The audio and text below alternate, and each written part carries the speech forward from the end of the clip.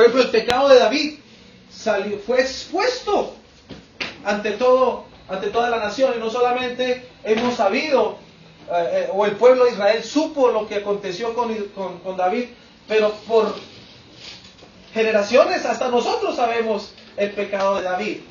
Pero generalmente los reyes siempre escribían sus victorias y sus triunfos, pero las cosas malas, eso era tapado, callado.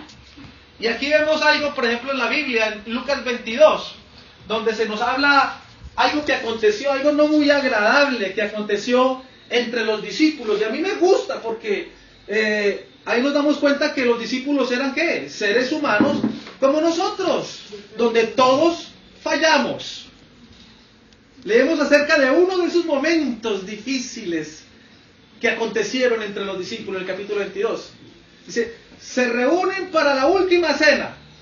Ahí está la historia. Estos discípulos se están reuniendo para la última cena, y en el versículo 24 dice, también surgió una disputa entre ellos en cuanto a cuál de ellos debía de ser considerado como el más importante, el más grande. Estaban peleando los discípulos. ¿Por qué peleaban? Por el primer puesto. Por el primer puesto. ¿Quién era el mayor entre ellos? ¿Sería Pedro? Había una disputa entre ellos. Oiga, yo soy aquí el más importante de todos ustedes. Miren, yo fui el primero que llamó Jesús. Además, Jesús se la pasa más tiempo conmigo. Y me decía, no señor, es que así no es en el reino de Dios. Y comenzó una disputa entre ellos mismos. ¿Quién de nosotros era el más grande? Ahora, Jesús no los regaña por el hecho de querer ser grandes. Pero más bien Jesús simplemente define la naturaleza verdadera de lo que es grandeza. ¿Sí? Ustedes quieren ser grandes. Entonces yo les voy a enseñar cómo verdaderamente ustedes pueden ser grandes. En ningún momento les dijo, oiga, ¿qué le pasa? Confórmese con lo que tiene. ¿Por qué quiere más y más y más? No, señor, porque quiere ser grande además. ¿Sufres de orgullo o qué? No, Jesús no los regañó.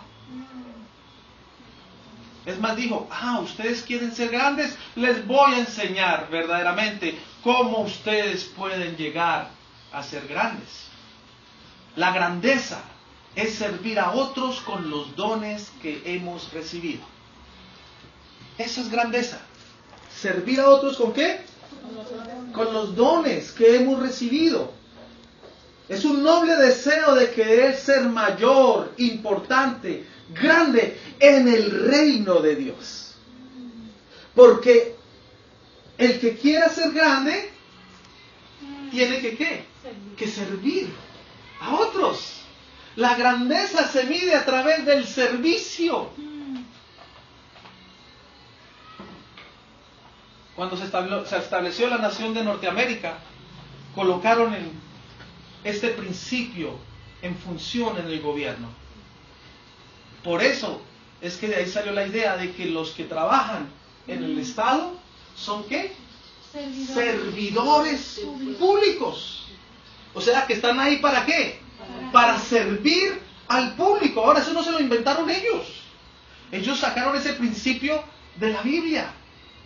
Ustedes quieren trabajar en el Estado, entonces ustedes tienen que servir al público. Es un principio bíblico. Y Colombia tomó ese principio bíblico también. Lo que pasa es que tienen la letra, pero no tienen el espíritu del principio. Muchos que trabajan en altas esferas se llaman servidores públicos, pero ¿cómo tratan al público? Mal, ¿cierto? Y verdaderamente tienen la mentalidad humana de lo que es ser un líder. Ellos creen que la gente existe para servirlos a ellos. Y esa es la manera pagana de pensar acerca de liderazgo y de autoridad. Pero aquí vemos que Jesús le dice, usted quiere ser grande. Es más, los discípulos tenían una mentalidad mundana de lo que era ser grande. ¿Cierto? Es más, uno le dice, se acerca a una mamita y le dice a Jesús, oiga, mira, Jesús, yo tengo aquí mis 2 hijos y pues yo estaba pensando si es posible que allá en tu reino, allá cuando tú establezcas tu reino, ¿será posible que uno se siente a tu derecha y el otro se siente a tu izquierda? ¿Se acuerdan de esa historia? Y Jesús les dice, oye, eso no me compete a mí. Pero ella estaba queriendo decir, oiga, si él es el rey, se va a sentar como rey, pues si mis hijos están sentados, quieren decir que van a ser en autoridad, van a ser muy importantes. No habían entendido verdaderamente qué significa ser grande en el reino de Dios. Es más, muchos pastores no han entendido qué significa ser grande en el reino de Dios. Son incapaces de agarrar una escoba. Son incapaces de ir y lavar un baño. Porque no, un momento, yo soy el pastor. ¿Ah? ¿Cómo así que me está mandando a barrer si yo soy el pastor aquí? ¿Qué manera de pensar es esa? Mundana. Mundana, gracias. La grandeza es servir a otros con los dones que hemos recibido. Una hermanita nos dijo, es que mi don no es barrer, mi don no es trapear. Y qué pena. Pero en el reino de Dios, el que no sirve, no sirve. El que no sirve, no sirve. Así de sencillo. La mayoría de nosotros llevamos consigo la idea de que no debemos buscar grandeza. Así que nos conformamos con simplemente ser buenos. Mi deseo es que cumplas los más altos, mejores propósitos que Dios tiene para su vida. Y verdaderamente lo digo de corazón, ese es mi más grande deseo. Que cada uno de ustedes cumplan el propósito por el cual Dios los trajo a ustedes aquí en esta tierra. Así que quiero apelar para aquellos que quieren ser grandes. ¿Hay alguno de ustedes que quieren ser grandes en el reino de Dios? Este llamado es para ustedes. Si usted cree que Dios es grande, entonces intenta grandes cosas para Él. Amén. Si quieres vivir una vida normal, cristiana, adelante. Puedes hacerlo, vas a ir al cielo. Recuerden que la salvación es ¿por qué? Es por gracia, no es por obras. Nosotros no nos ganamos el cielo por obras.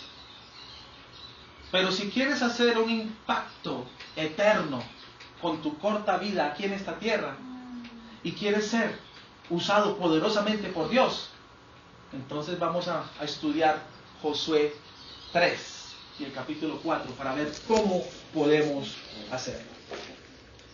El pueblo de Israel está acampando junto a la orilla. Tengan ese cuadro ahí, esa imagen. ¿Qué está haciendo el pueblo de Israel? Está acampando junto a la orilla del río Jordán. Y este es un momento crucial en la historia de Israel. El pueblo tiene que tomar una decisión. Ahí están en la orilla. ¿Cruzarán o no cruzarán? ¿Pasarán a la tierra prometida o se quedarán en el desierto? O bien pueden seguir a Josué y atravesar el río y tomar posesión de su heredad, o bien se pueden conformar simplemente llevando una buena vida en el desierto. Porque es que en el desierto el pueblo ya se había acostumbrado, 40 años caminando en el desierto. Tenían agua, tenían pan, maná, Dios mandaba golondrinas, tenían carne. La ropa no se les envejecía, no tenían que ir y comprar al Éxito ropa ni zapatos, porque la ropa no se les envejeció, los zapatos no se les envejeció. Tenían todo lo necesario. La columna de fuego en la noche para guardarlos del frío que hace en el desierto. Y la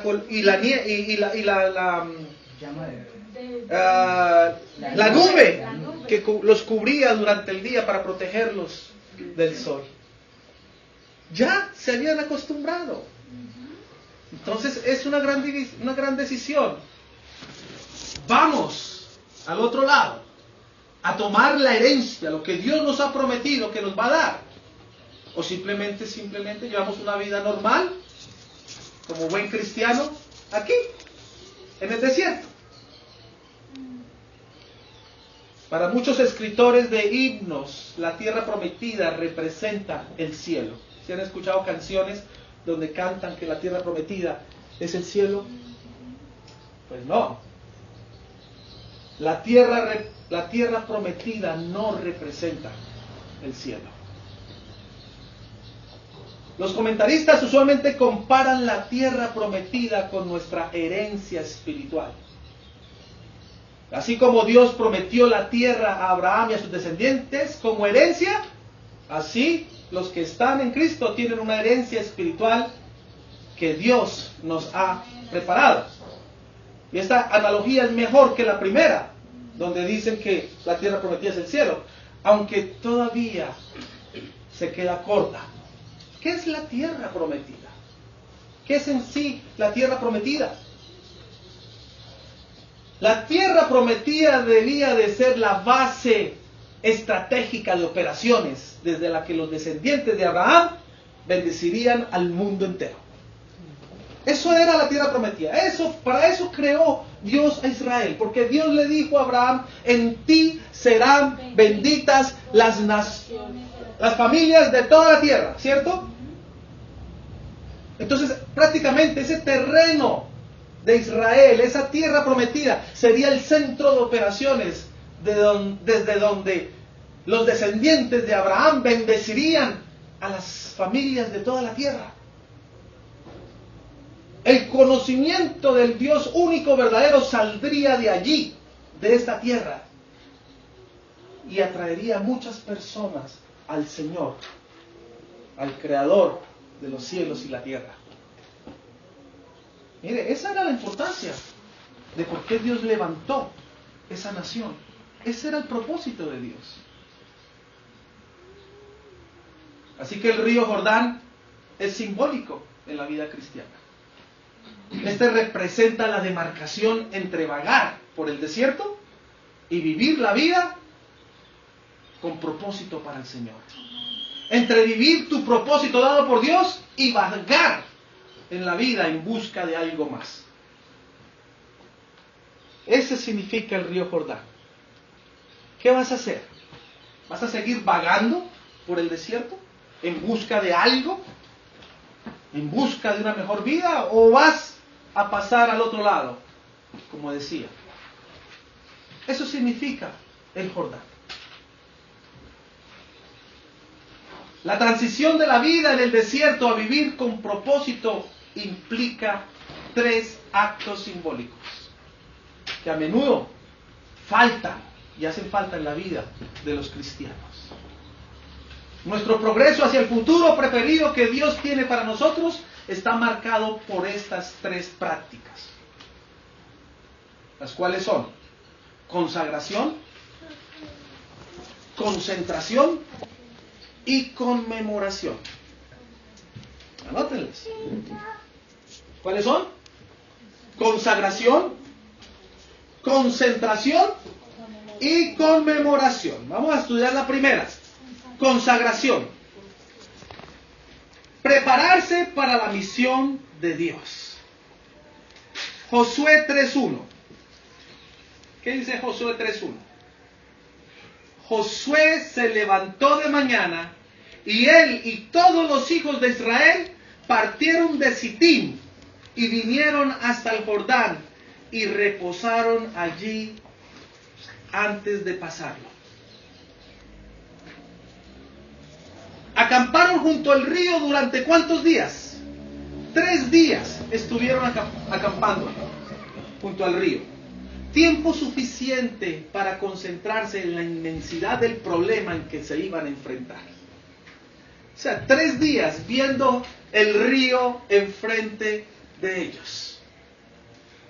Se nos dice en el versículo 15 que el río desbordaba sus orillas en esta época del año, por lo que probablemente tendría un poco más de 1 kilómetro de ancho y se movía rápidamente ese río.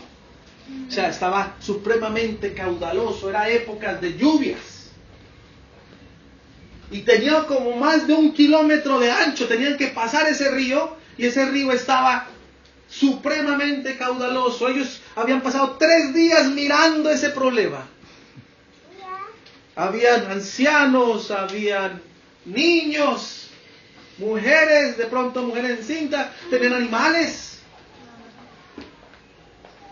¿Qué pasaría en la vida de muchos cristianos cuando se ven enfrentados a un problema tan tremendo? ¿Cuál es uno de los peligros en el que puede caer un cristiano? Morir. ¿Caer en qué? En el pecado. En desánimo. ¿Sí? Se me adelantó. Puede caer en desánimo, comenzar a murmurar, pecar. ¿Cierto? Comenzar a quejarse. Tuvieron que enfrentarse a la improbabilidad de la situación, al mismo tiempo que confiaban en que Dios, que los había llevado hasta allí, los llevaría al otro lado del río. Grandes hombres y mujeres son capaces de mantener estas dos realidades en tensión. ¿Cuáles son las dos realidades? Primero, ver la situación real, ¿cierto? Está difícil el cruce. Y la otra es saber que Dios te prometió y que Dios lo va a cumplir y lo va a hacer. Entonces, ¿cómo podemos tener esas dos cosas? ¿Cierto? En balance. Esto se llama la paradoja de Stockdale. El almirante James Stockdale fue detenido como prisionero de guerra durante 8 años en Vietnam. Stockdale surgió de esa experiencia con una observación impresionante. Aquellos prisioneros de guerra que fueron demasiado optimistas sobre sus posibilidades, rara vez salían con vida del encarcelamiento. Ellos se decían a sí mismos: para la Navidad estaremos en casa. El próximo año estaremos en casa. Y si no, entonces para el verano. Eran personas muy optimistas. Pero ese tipo de personas rara vez salió con vida. Estos hombres pasaron por alto la realidad de sus circunstancias actuales. No se trata de negar la situación por la que estás pasando. Hay personas que se dicen: ¿cómo está? Y así esté en la inmuta. No, yo estoy bien. Todo bien. Yo me acuerdo cuando le preguntaba a mi papá, ¿cómo está? Y él todo el tiempo decía: estoy pasando por un momento. Y él decía: papi, pero no hable así, negativamente. Decía: ¿pero qué hago? Hipócrita no puedo ser. Pero él está hablando de su realidad. Esta es mi realidad. Esta es la situación por la que estoy pasando. Pero hay personas que nos han enseñado a ser optimistas, ¿cierto? Y se dice que este tipo de personas que eran así, murieron en Vietnam. Pero aquellos que pudieron al mismo tiempo mantener una fe inquebrantable de que prevalecerían hasta el final, sin tener en cuenta las dificultades, y al mismo tiempo tuvieron la disciplina de confrontar los hechos más brutales sobre la realidad actual, tuvieron una mejor oportunidad de salir vivos. O sea, ellos podían ver la situación, pero al mismo tiempo podían ver a Dios, que era el que los iba a sacar de allí, de esa situación. Entonces, ¿ve la diferencia? Tú ves la situación, pero al mismo tiempo tú dices: Dios es más grande que la situación. Y colocaban su fe en el Señor. Y muchas veces este tipo de personas fueron las que salieron con vida en Vietnam. La consagración abarca la grandeza de Dios y la debilidad humana. En el versículo 5, Josué ordena al pueblo: conságrense. No usamos esta palabra mucho en la conversación casual de consagrarnos, ¿cierto? Esta palabra de consagrarnos no se usa mucho en estos días.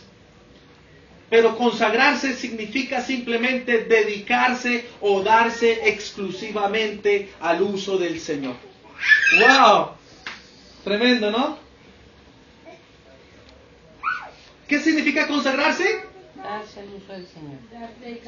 Dedicarse o darse exclusivamente al uso del Señor. El apóstol Pablo lo dijo así, Romanos 12:1. Así que, hermanos, os ruego por las misericordias de Dios, que presentéis vuestros cuerpos en sacrificio vivo, santo, agradable a Dios, que es vuestro culto racional. Esa es una definición de lo que verdaderamente es consagrarse. El viaje de aquí a allá casi siempre está predecido por un momento espiritual significativo. Grandes hombres y mujeres están completamente dedicados a su misión, totalmente conscientes de los obstáculos que tienen que enfrentar y aún así siguen comprometidos con la tarea sin importar el costo. Esos son grandes hombres y mujeres de Dios. Saben por lo que tienen que pasar. Saben los obstáculos. Pero dicen, vale la pena. Voy a enfrentar esos obstáculos. Y no me importa el costo. Al principio de la enseñanza vimos el último discurso de Martin Luther King. Sabía lo que le venía encima. Estuve viendo unos videos anteriores a ese, donde habla de cómo sus enemigos lo estaban acosando. Continuamente le mandaban cartas sobre amenazas de muerte, llamadas de amenaza de muerte, porque él estaba luchando por los derechos de los afroamericanos en Estados Unidos. En una época donde existían dos baños, baño para negros y baños para blancos, donde si usted se subía a un bus, entonces estas eran las sillas de los blancos y allá atrás eran las sillas de los negros, donde ellos no se podían sentar en las sillas de los blancos, donde si entraban a un restaurante decían no se permite entrar negros. Entonces este señor Martin Luther King, que a la vez era un pastor evangélico, ¿cierto? Dios le hizo un llamado para luchar por su pueblo, porque el deseo de Dios es que todos sean libres, ¿cierto? Y en esta nación que fue establecido bajo principios cristianos, a la larga no se estaba llevando a cabo, no estaba cumpliendo sus principios. Donde la misma Constitución de los Estados Unidos dice que todos los hombres son creados iguales. Pero a la hora de la práctica eso no se veía.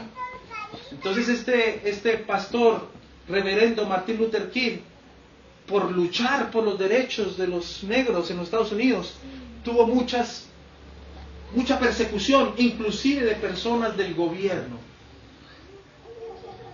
Y uno de los discursos que estuve mirando hablaba de cómo llegó cansado el hombre a su casa, lo esperaba su esposita y su niña, y seguida recibió una llamada, alguien lo llamó y él contesta, Lole, y comenzaron a tratarlo mal y a decirle, tienes 3 días para irte, porque si no te vas de esta ciudad, te haremos volar tu cabeza junto con tu esposa y tu niña.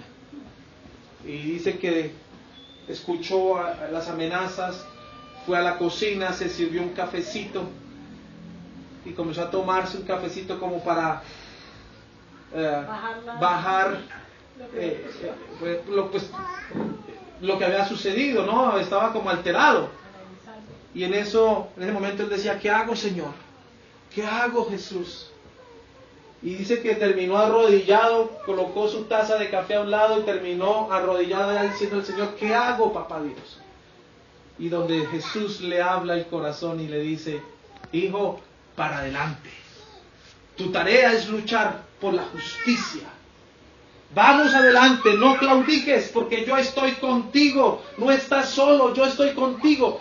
Y comenzó a recibir aliento de parte del Señor y se paró lleno de energía y siguió la tarea, con la confianza de que Dios le había dicho que Él estaba con Martín.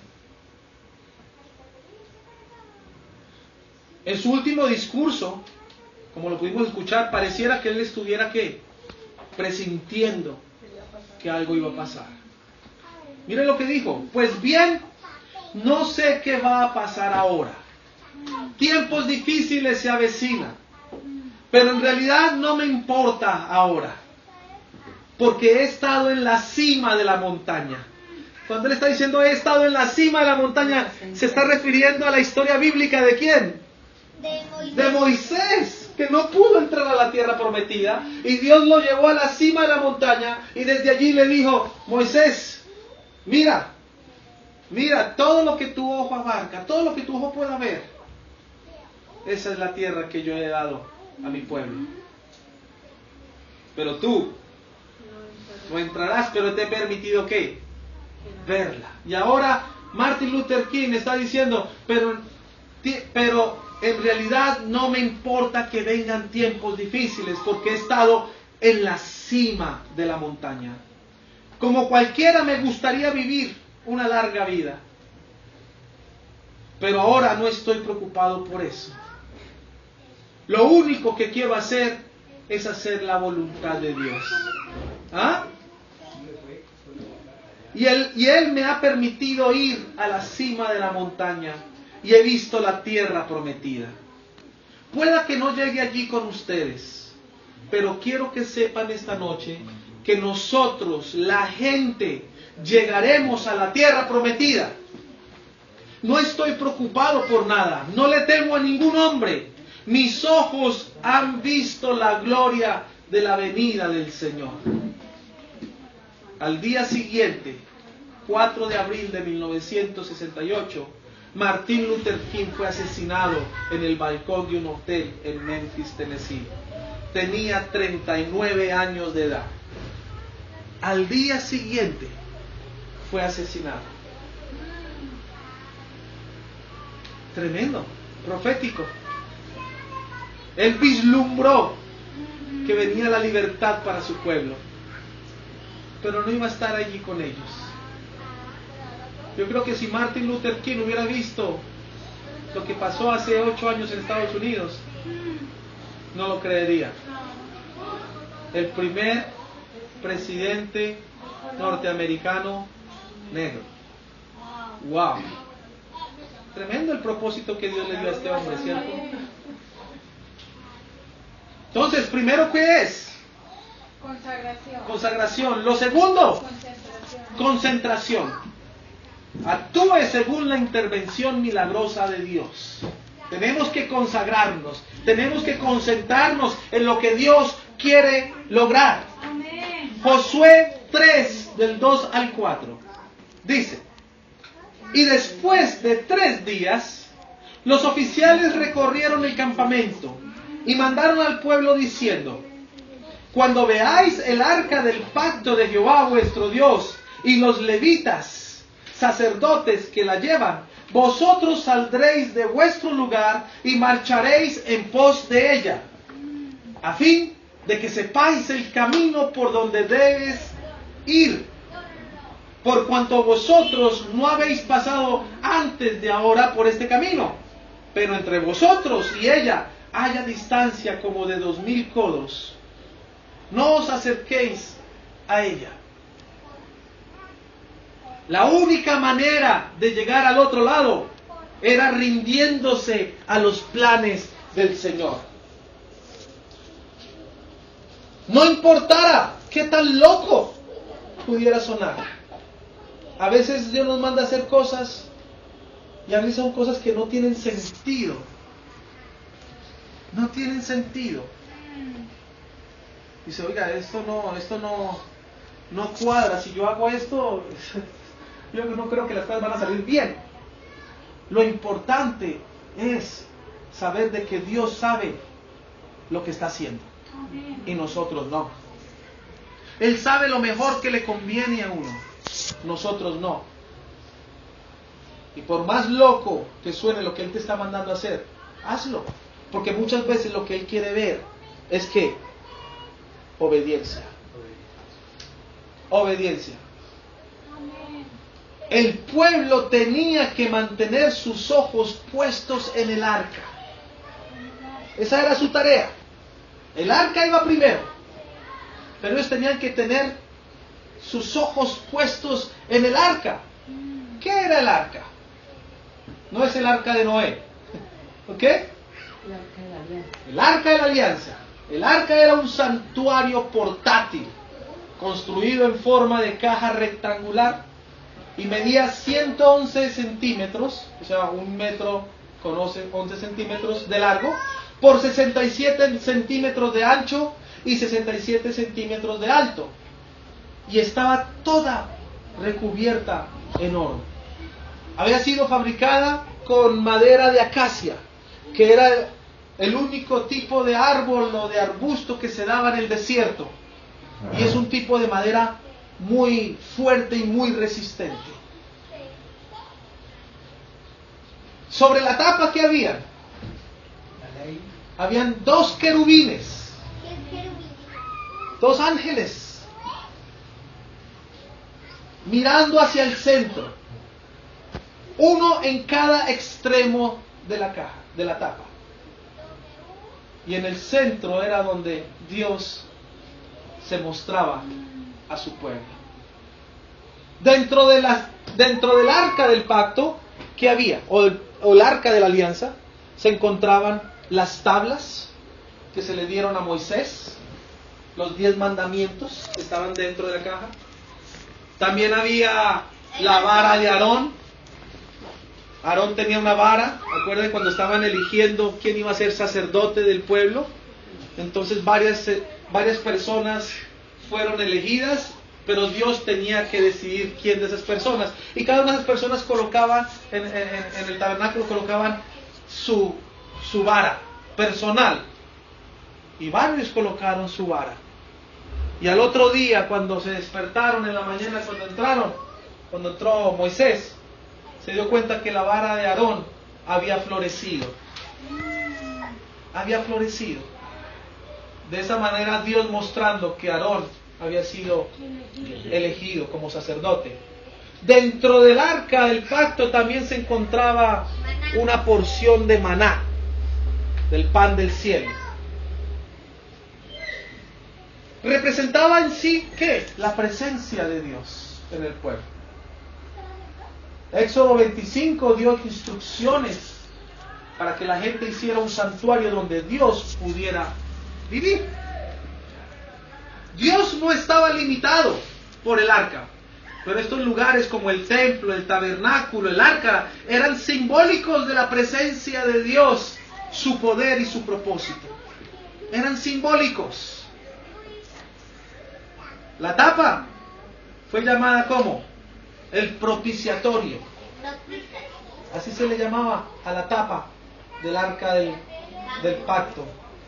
Era el lugar donde la sangre del sacrificio era rociada por el sacerdote para expiar los pecados del pueblo. Así que el arca era un símbolo no solo de la presencia de Dios, sino que también de su justicia y de su misericordia. Mirar al arca significaba que mirar a Dios. Wow. Es más, el arca fue colocado en el lugar santísimo. Nadie podía entrar ahí. Y era separado por una cortina. ¿El cofre era de madera? De madera de acacia forrada en puro oro. Entonces, la colocaron en el lugar santísimo y estaba cerrada por unas cortinas. El único que podía entrar al lugar santísimo era el sacerdote y solamente podía entrar una vez al año. Y tenía que estar seguro de que estaba limpio, de que no estaba impuro. Porque si él entraba con pecado, sucio, apenas pasaba la cortina, caía muerto allí. Entonces se dice que al sacerdote le amarraban un lazo y le colocaban unos cascabeles en sus pies. Entonces mientras los cascabeles sonaran, entonces él está vivo, pero si de pronto ya no suena, porque él duraba varios días allí. Entonces si de pronto ya Oiga, esos cascabeles hay tiempos que no suenan. ¿Qué pasó? Entonces, con la cuerda le jalaban. Y si él decía, ¡ay, déjame tranquilo, estoy orando! Si no respondía, entonces de esa manera lo podían sacar porque nadie podía entrar al lugar santísimo. Porque mirar el arca era como mirar a Dios. Tremenda la presencia de Dios, el poder de Dios. El arca era un presagio de Cristo. Entonces Dios hizo algo milagroso de nuevo. Josué 3, del 7 al 13.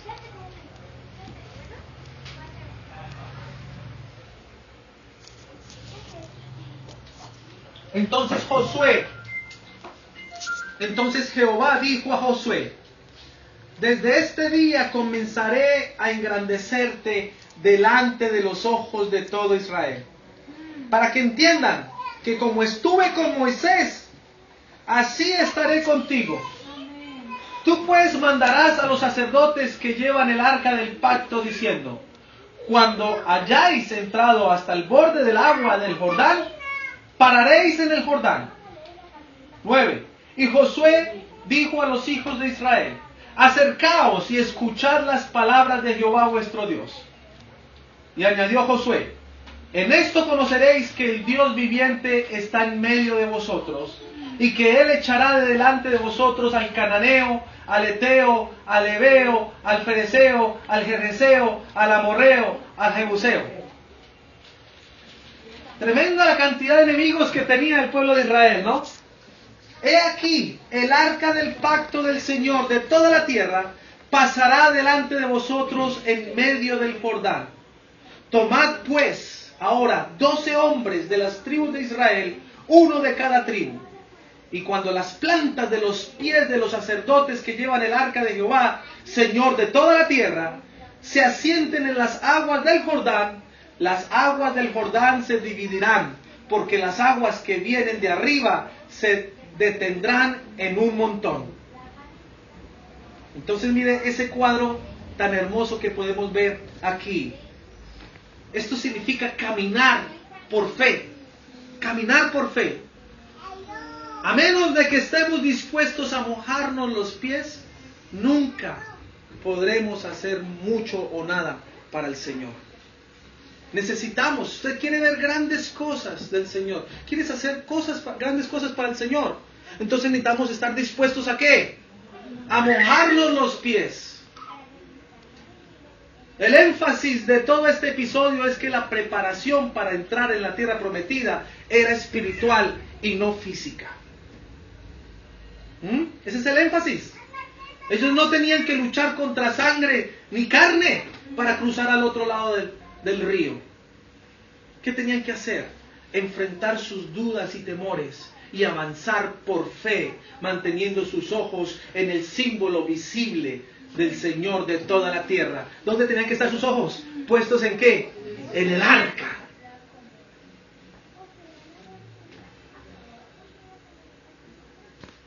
Tenemos que estar dispuestos a mojarnos los pies. ¿Sin qué? Sin quitar nuestra mirada del Señor. Vamos a abordar ahora brevemente el tema de los milagros. Quiero hablar 5 puntos sobre los milagros. Número 1. Una vez que pasas de Génesis 1:1, el resto ya es más fácil. ¿Por qué? Porque en el principio creó Dios los cielos y la tierra. Todo lo que existe. Si usted cree ese, es el milagro más grande que existe. El más grande es Génesis 1:1. Si ya pasamos de Génesis 1:1, ya creer el resto es mucho más fácil. Número 2. Si los milagros no ocurrieron, entonces ¿cómo podemos confiar en cualquier otra cosa que la Biblia nos diga? Si esto de que el pueblo pasó en seco por el Mar Rojo y por el Jordán y que las aguas se abrieron, si no podemos creer en eso, entonces mucho menos creeremos en cualquier otra cosa que la Biblia nos cuente o nos narre. ¿Será que ¿El pueblo de Dios verdaderamente escapó de Egipto y vagó por 40 años en el desierto? ¿Será que podemos creer en eso? Hay mucha gente que no cree. Esos son cuentos, esos son historias para niños. ¿Cómo así que 40 años en el desierto y que agua brotó de la peña y que maná caía del cielo? ¿Qué cuentos es ese? Que las 7 plagas de Egipto. ¿Podemos creer que el pueblo de Dios entró a la tierra prometida? Número 3. Los milagros de esta magnitud son raros verlos hoy en día, ¿cierto? Este fue un periodo único en la historia cuando Dios demostró su poder superior sobre todos los demás dioses. Escucha el testimonio de Rahab.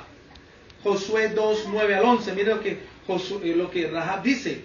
Sé que Jehová os ha dado esta tierra, porque el temor de vosotros ha caído sobre nosotros, y todos los moradores del país ya han desmayado por causa de vosotros. Porque hemos oído que Jehová hizo secar las aguas del Mar Rojo delante de vosotros cuando salisteis de Egipto, y lo que habéis hecho de los 2 reyes, los de los amorreos que estaban al otro lado del Jordán, a Sehón, a Og, y a los cuales habéis destruido. Oyendo esto, ha desmayado nuestro corazón, decía Rahab. Ni ha quedado más aliento en hombre alguno por causa de vosotros, porque Jehová vuestro Dios es Dios de arriba en los cielos y de abajo en la tierra. ¿Quién está hablando ahí? Una pagana. Una pagana está hablando. 4. Si el Dios que adoras es incapaz de suspender las leyes de la física que Él mismo ha creado, entonces Él no es Dios. Fácil, pues que Dios creó las leyes. Uno de los milagros grandes es que cuando este rey estaba muriendo y le pidió al Señor, Ezequiel le pidió al Señor que le diera más vida, ¿cierto? Y le dijo yo, Señor, no me quiero morir todavía. Y oró. Entonces seguía el profeta, se devuelve y le dice, ¿sabe qué? El Señor vio tus lágrimas y decidió extender tu vida 15 años más. Entonces, y como prueba de lo que yo estoy diciendo es verdad, entonces, ¿qué prefieres? Y lo sacó al balcón del palacio, y abajo había un reloj solar. Y le dijo, ¿qué quieres? ¿Que la sombra se adelante 10 grados o que la sombra retroceda 10 grados? ¿Qué quieres? Y él dijo, no, pues si yo le digo que la sombra avance 10 grados, pues es más fácil, pero que retroceda 10 grados, eso sí es más difícil. Y hoy día que nosotros conocemos más de ciencia y de los astros y todo, sabemos muy bien que lo que hizo Dios fue ¿qué? Frenar el movimiento de rotación de la Tierra. Se dice que la Tierra va como a 60 kilómetros por hora, a una velocidad de 60 kilómetros por hora. Si usted va a una velocidad de 60 kilómetros por hora y le mete el freno, ¿qué pasa con los que hay adentro? Los que manejan, ¿cierto? Pues Dios inmediatamente frenó la Tierra, y no solamente la frenó en seco, sino que hizo que se retrocediera 10 grados. El milagro no lo entendieron ellos tan grande como lo tenemos hoy día nosotros. ¡Wow! Nomás cuando el Señor frenó el planeta en seco, ¿qué hubiera pasado con nosotros, los que estaban allá adentro, con toda la raza humana? Adelante. Salen volando al espacio. Lógico. Pero nada de esto aconteció. El milagro fue muy grande. Entonces, Dios puede tratar con esas leyes físicas que Él ha hecho. En una ocasión, Eliseo estaba con unos leñadores. Allá estaban, y en esa época pues el hierro era costoso. Y un hombre había pedido prestado un hacha, ¿cierto? Y en el momento que estaba cortando el árbol al pie de un lago, el hacha, el hierro en sí, salió volando y él se quedó con el palo en la mano. Y era algo prestado y él no tenía cómo responder, ni estaba asustado. Y va donde el profeta y le dijo: profeta, ¿qué hago? Mira, se me cayó el hacha, ¿qué hago? ¿Y ahora cómo respondo? Y el profeta mandó que metiera un pedazo de palo. Y enseguida dijo: ¿dónde fue que se cayó? Por aquí fue que se cayó. Y el profeta puso un pedazo de palo o algo, y enseguida el hacha salió flotando, como si fuera de plástico.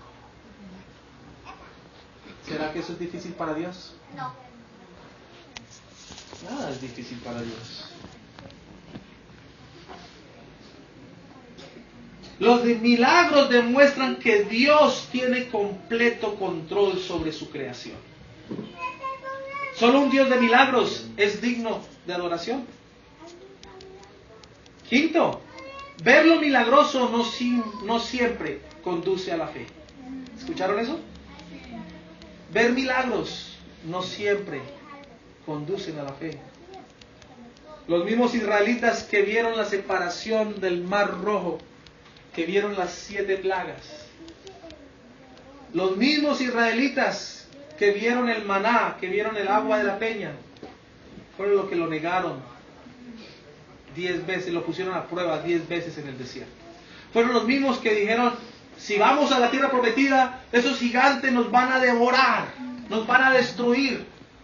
Mejor nos hubiéramos quedado en Egipto para ahora llegar y morir en esa tierra. ¿Cuánta gente no ha visto milagros? Pastor, ore, que estoy enfermo, ¿cierto? Para que Dios me sane. Y Dios lo sana. Y después ya que estoy bien, sano, ya no vuelve a buscar de Dios. Ay, que estoy buscando, orando por un trabajo, por un empleo, ayude a orar. Listo, ya consiguió empleo. No vuelve a buscar al Señor. Eso es triste. ¿Se acuerda de Lázaro?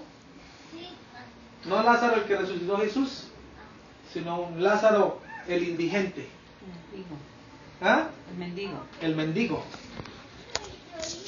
Que una vez que el hombre rico murió y se fue al infierno, desde el infierno dice que veía a Abraham. Decía: Padre Abraham.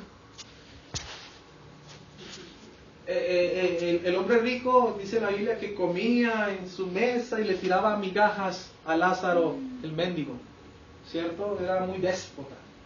Y este hombre rico entonces muere, se va para el infierno, y allá veía al padre Abraham, le decía: Padre Abraham, ¿por qué no me dejas que vuelva otra vez a la vida y le pueda predicar a mi familia? Porque si no van a venir a parar aquí donde yo estoy, aquí tengo sed y mejor dicho, estoy sufriendo y no quiero que mi familia venga para acá. Señor, permítame regresar allá para decirles, para que se arrepientan y reciban a Jesús. No, Señor, así te vean resucitar de los muertos, No te van a creer. no te van a creer. Ellos tienen la ley de los profetas, de Moisés. Si no creen en eso, no creen en nada. Es el propósito soberano de Dios el que me lleva al otro lado y no mi propio esfuerzo humano. Lo que Dios te manda hacer no es hacer por tus fuerzas. El propósito que Dios te quiere dar no va a ser por tus fuerzas. No va a ser por tus estudios, porque eres muy inteligente. No se va a basar por tu chequera, por tu cuenta bancaria. No. El propósito soberano de Dios es el que me lleva al otro lado. Él va a cumplir lo que ha prometido que hará en ti. ¿Lo crees? Amén. Una vez que entregues tu vida a Dios, sigue adelante en fe y mantén tus ojos siempre en Jesús. Pedro salió del bote y caminó sobre las aguas, pero en el momento que él quitó su mirada de Jesús fue cuando comenzó a hundirse. En el momento que él quitó su mirada de Jesús y comenzó a mirar a su alrededor, la fuerza de las aguas, la oscuridad, el peligro, en ese momento fue que comenzó a hundirse. Número 3. Entonces digamos ya 2, ¿no? Digamos 2. Primero, Consagración. consagración. Segundo, concentración. La tercera, conmemoración. Recuerda lo que Dios ha hecho por el bien de las generaciones futuras. Eso tenemos que hacerlo. Josué 4, del 1 al 7 dice: cuando toda la gente hubo acabado de pasar el Jordán, Jehová habló a Josué diciendo: tomad el pueblo 12 hombres, uno de cada tribu, y mandadles diciendo: tomad de aquí en medio del Jordán, del lugar donde están firmes los pies de los sacerdotes, 12 piedras, las cuales pasaréis con vosotros, y levantadlas en el lugar donde habéis de pasar la noche. Entonces Josué llamó a los 12 hombres a los cuales él había designado de entre los hijos de Israel, uno de cada tribu, y les dijo a Josué: pasad delante del arca de Jehová vuestro Dios a la mitad del Jordán, y cada uno de vosotros tome una piedra sobre su hombro, conforme al número de las tribus de los hijos de Israel, para que esto sea señal entre vosotros. Y cuando vuestros hijos pregunten a sus padres mañana diciendo: ¿qué significan estas piedras?, les responderéis que las aguas del Jordán fueron divididas delante del arca del pacto de Jehová cuando ella pasó el Jordán. Las aguas del Jordán se dividieron, y estas piedras servirán de monumento conmemorativo a los hijos de Israel para siempre. Puedes pensar en un momento de tu vida cuando estabas a punto de desfallecer, de perecer, cuando estabas en tu punto más bajo de existencia y Dios hizo algo radical en tu vida que la cambió para siempre. ¿Puedes pensar en algo que Dios haya hecho algo así? Cuando en el momento más terrible en tu vida viste la mano de Dios que te sacó y te levantó. ¿Qué fue lo que Dios hizo por ti? Yo fui un muchacho que siempre fui educado en la iglesia. A mí mi abuela era la que me llevaba a la iglesia. Me obligaban a ir con la abuelita. Mis papás no iban a la iglesia, pero me mandaban obligado a mí. ¿Por qué tienen que mandarme a la iglesia? Mis papás no van. Y los domingos que los amiguitos jugaban fútbol y yo tenía que pagar por el parque de mi amiguita. Ay, ¿por qué tengo que ir a la iglesia? Pero de ahí fue que nació ese deseo de conocer más de Dios. Pero cuando cumplí la edad de mayoría, dije: ahora sí, yo hago lo que quiero, ahora ya nadie me obliga, yo no volveré a la iglesia. Y comencé a trabajar en una pizzería. Les conté en una ocasión que yo tenía que entregar pizzas en moto, era mensajero, y en la esquina de la pizzería había un pare, y como eso era tan de todos los días, yo me pasaba esos pares y ni siquiera miraba a los lados. Y un día pasé el pare en esa moto, cuando escucho el chirrido de las llantas de un carro, y volteo a mirar y lo veo encima y dije: ¡ay! ¡Pum! Yo nunca me amarraba el casco, se lo dejaba ahí puestecito en el aire, el casco salió volando y fui a parar contra el filo de la cuneta. Y me abrí aquí. Y toda la gente gritaba: ¡lo mató! ¡lo mató! Y la señora entró en terror y trató de escaparse. Y otro venía: ¿qué? ¿Se va a escapar? ¡Viene, mató al muchacho! Y yo allá, es que mató al muchacho y allá tirado. Y tirando sangre en la cabeza. Y bueno, estando allá tirado, Dios me habló me habló al corazón. Pero eso fue clarísimo, porque en un momento eso es Dios que te va a hablar. Estando allá tirado, las palabras que vinieron. Y hace muchos años, yo no iba a la iglesia desde que era niño. Si te hubieras muerto en este momento, ¿para dónde te irías? Y yo, Y entonces enseguida comencé a mover una mano, no me dolió, moví otra mano, no me dolió, moví otra mano, un pie, no me dolió, solamente la cabeza. 2 chicos me levantaron, me llevaron a la pizzería, cargado en hombros, así. Y apenas entro a la pizzería, el pizzero sale y me dice: si no te moriste es porque Dios tiene un propósito para tu vida. Y yo, gracias, hermanito, gracias. Oye, pero tremendo, Dios. Y desde ahí en adelante me mandaron para mi casa. No, Wilson, váyase para su casa. Yo vivía solo en un cuarto porque mi familia todos se habían ido a vivir a Ibagué. Yo estaba viviendo solo, no tenía nadie.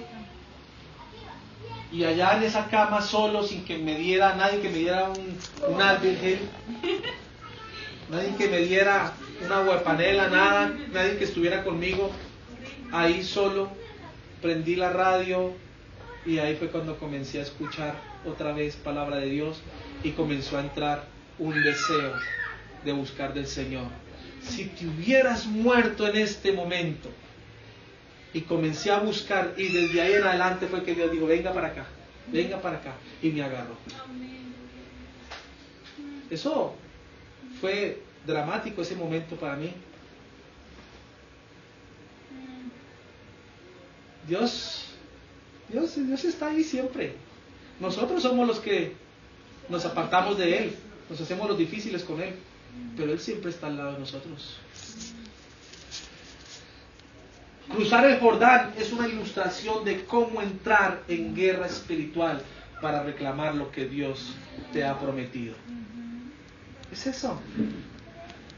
Este debe significar el fin de una vida vivida por el esfuerzo humano y el comienzo de una vida de fe y obediencia. Ya dejen de luchar por sus fuerzas. Dieguito, ya no luches más con sus fuerzas. Martica, ya no luches más por sus fuerzas. Porque no puedes.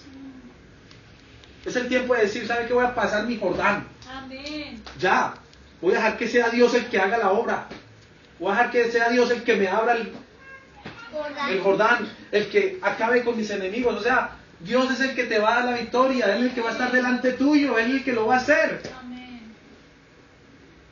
Pero ¿sabe qué tenemos que hacer?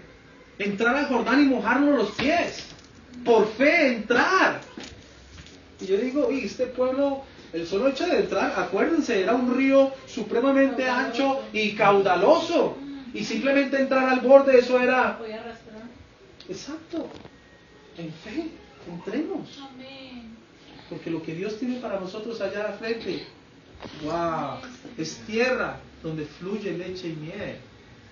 Donde ya tú no te vas a preocupar más de qué de comer, qué de vestir, que el arriendo, que no sé qué. Así pasó con nosotros.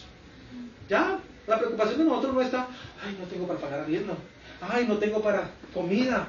Ya no, ya es, amor, ya no hay para el hormiguero, amor, viene para la guajira. Ya uno está preocupado por otros.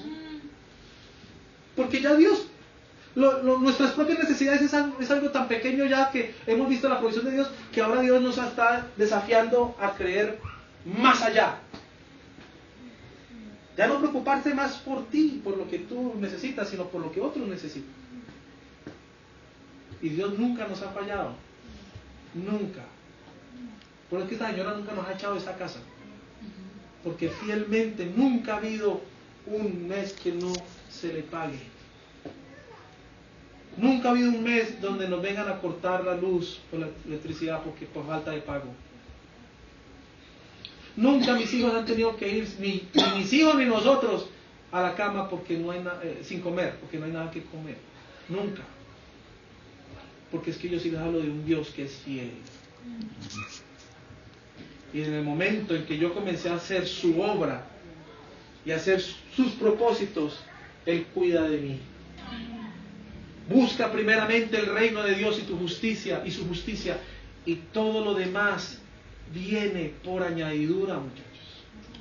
Ese es Dios. Hablamos con un hombre líder de una iglesia por aquí, de una iglesia grande. Hablamos con un hombre que es líder de una iglesia y nosotros le contamos los milagros que nosotros vivimos a diario. Y él decía, yo llevo 20 años en el Evangelio y nunca he podido experimentar lo que ustedes me dicen. Porque sí, yo tengo mi trabajo, yo tengo mis negocios y yo vivo de lo que yo produzco, pero nunca he visto así lo que ustedes nos dicen. Y él decía, yo desearía. Ese es Papito Dios. Consagrémonos al Señor hoy y comprometámonos a animarnos unos a otros. ¿Para qué? para que cada día cumplamos el propósito de Dios que el Señor ha dado a nosotros. ¿Estás preparado para ejercer la misión de Dios en tu vida? ¿Para llevarlo a cabo? Busquen al Señor, dígale: Señor, ¿cuál es tu propósito en mí? Dígamelo. Porque yo sí les digo que es mucho más que venir cada 8 días y escuchar un sermón y cantar unas alabanzas y volver otra vez al diario vivir. No, Dios tiene cosas mucho más grandes que eso para ustedes, porque ustedes son el pueblo de Dios, ustedes son gente especial, escogidos. Entre millones, ustedes son escogidos. Ustedes no pueden vivir vidas normales. Como decíamos, gente que se conforma con lo bueno, pero están dejando pasar las grandes cosas, lo grandioso que Dios tiene para ti. Ustedes ya no son personas normales. Qué pena decirles eso. Ustedes son elegidos. Muchos son los escogidos, pero pocos son los elegidos. Y ustedes son elegidos. Quiero hacerles una pregunta. ¿Qué necesitas hacer hoy para mojarte los pies como una demostración de tu fe? ¿Entienden la pregunta? ¿Qué necesitas hacer hoy como muestra de que estás creyéndole al Señor y que te estás lanzando a creer? Tener fe. ¿El Señor te ha mandado a hacer algo de pronto que has estado ahí de pronto en stand-by? No puedo, no es el momento. Uy, no, si yo hago eso, no, todavía no. Más adelantico. Más adelantico me mojo los pies, entro al Jordán. Salir de la cotidianidad. O sea, sigamos entonces en el desierto. Sigamos en el desierto entonces. ¿Qué marcas dejarás para las generaciones futuras? Recuerden que el pueblo de Israel, cada uno sacó una piedra del centro del río. Y después, donde pasaron la noche, colocaron en un montón, como un monumento de esas 12 piedras.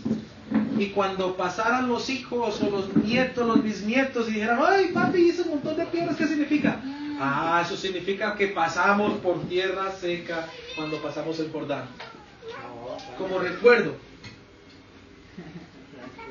Yo le dije a mi esposa que necesitamos escribir un libro donde podamos escribir todo lo que Dios ha hecho, mejor dicho, ella por su lado, de su testimonio de cuando era niña y en la época del comunismo, yo por mi lado de todo lo que Dios hizo, y después ya como familia escribir un libro que principalmente quede para nuestra generación, donde mis hijos puedan leer todo lo que Dios hizo con sus papás desde que eran niños, y después ellos puedan leer todo eso y su fe pueda crecer, ¿cierto? Y a la larga, cuando tengan sus propios hijos, ellos le pasen el libro a los hijos, y después los hijos, y después ese libro pase de generación en generación, para que las futuras generaciones sepan de las maravillas que Dios hizo con los tatarabuelos, ¿cierto? Y que quede como una señal de lo que Dios ha hecho. Yo les recomiendo que ustedes hagan lo mismo, porque Dios ha hecho cosas con cada uno de ustedes. Es más, y cada día Dios sigue haciendo cosas milagrosas en sus vidas. Anoten eso. Pásenselo a las siguientes generaciones como recuerdo de lo que Dios ha hecho por ustedes. Vamos a orar. Vamos a orar. Señor, tú eres el Dios de toda la tierra, Señor. Tú conoces nuestra salida, Señor, y tú conoces nuestra entrada, Señor. Confesamos que a menudo, Señor, actuamos y avanzamos apresuradamente cuando tú nos dices que quedémonos quietos. Pero también, Señor, confesamos, Señor, que a veces nos quedamos quietos, Señor, cuando tú nos dices que nos movamos. A veces recordamos cosas que tú nos has dicho que nunca más recordemos, Señor. O a veces no recordamos cosas que tú quieres que nosotros recordemos, Señor. Por lo tanto, Señor, hoy nos consagramos a ti, Señor. Y te decimos que tú haz con nosotros, que hagas con esta iglesia Amén, Espíritu gente Santo. grande, Señor. Amén. De esta iglesia, Señor, que los miembros de esta iglesia, Señor, puedan hacer grandes cosas para ti, Señor, porque tú eres un Dios grande, Señor. Gracias, Papito Dios. Queremos decirte que estamos en tus manos, Señor. Que nos ayudes a ser gente como Josué, Señor, que te creyó, Señor. No solamente te creyó, sino que activó su fe, Señor, y entró al Jordán, Señor. Era una persona que vivía, Señor, en fe y vivía, Señor, confiado en ti, Señor.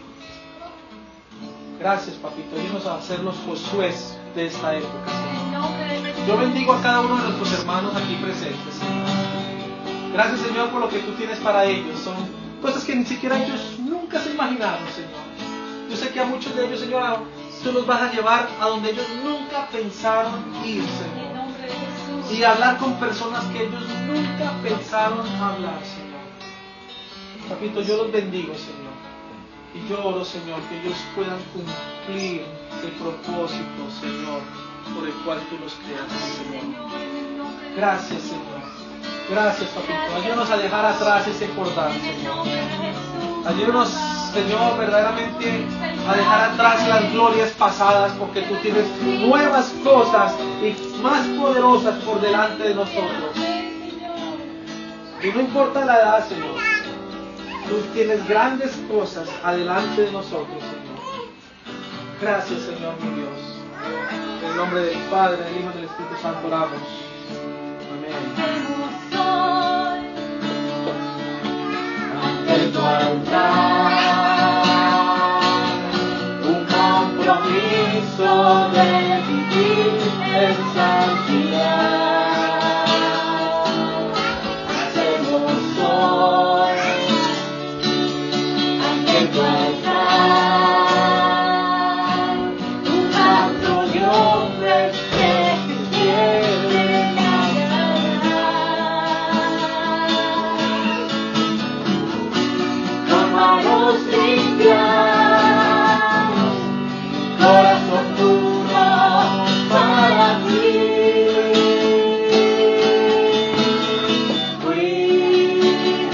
Cuidaré mis manos, cuidaré mis ojos, cuidaré mi corazón de todo lo malo, de todo lo malo. No te quiero fallar jamás. No te quiero fallar jamás. No te quiero fallar jamás. Gracias, Señor. Gracias, Espíritu Santo. Te exaltamos, te honramos, Señor. A ti la alabanza y la gloria, Señor. Pedimos en esta mañana, Señor, que esta palabra que tú nos dices esta mañana, Señor, guardarla como un tesoro en nuestro corazón y poder meditar en ella y caminar en ella, Señor, y ponerla en práctica en el nombre del Padre, del Hijo, del Espíritu Santo. Bendecimos a nuestros hermanos, bendecimos esta semana que viene, una semana bendecida, una semana de muchas sorpresas hermosas de parte tuya para cada uno de los hermanos. En el nombre del Padre, del Hijo y del Espíritu Santo. Muchas gracias, papá. Aleluya. Amén. Gracias, Señor. Pasemos.